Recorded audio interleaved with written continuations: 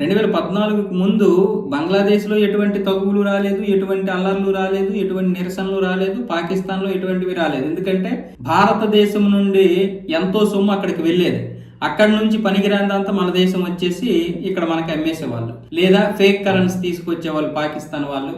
ఆ ఫేక్ కరెన్సీతో ఇక్కడ ఒరిజినల్ నోట్లు తీసుకొని వెళ్ళిపోయేవాళ్ళు. అలాగే మన నుంచి ఎన్నో గోధుమలు వెళ్ళే, ఎంతో డబ్బు మన దేశం నుండి వెళ్ళిపోతూ ఉండేది. ఆ విధంగా పాకిస్తాన్ సుభిక్షంగా బ్రతికింది, బంగ్లాదేశ్ కూడా మంచిగానే జరిగింది. 2014 తర్వాత కూడా బంగ్లాదేశ్తో మన యొక్క మోదీ ప్రభుత్వం బాగానే ఉంది. షేక్ హసీనా హయాంలో చాలా మంచిగా జరిగింది. అయితే పాకిస్తాన్ పరిస్థితి మాత్రం దిగజారిపోయింది. 2014 నుంచి 2016 వరకు ఒక రకంగా ఉంది.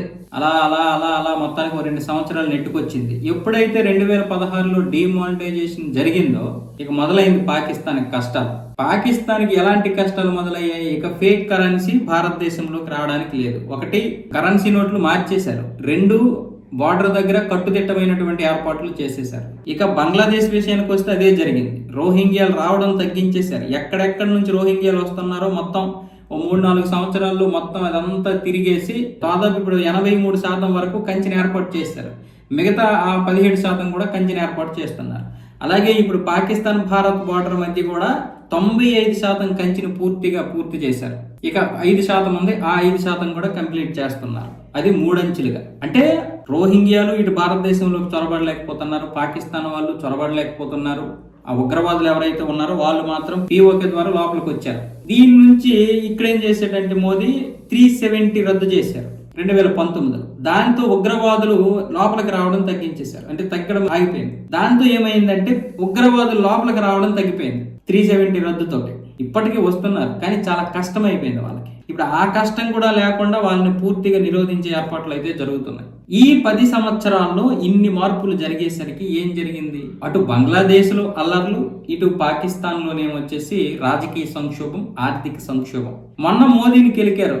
ఇప్పుడు పహల్గామ్ దాడప్పుడు మోడీకి చెప్పుకో అన్నారు, సింధు జలాలు ఆపేశాడు. ఇప్పుడు ఏం చేస్తున్నారు? పీక్కుంటున్నారు అక్కడ. పోనీ అక్కడతో మోడీ ఆగాడా?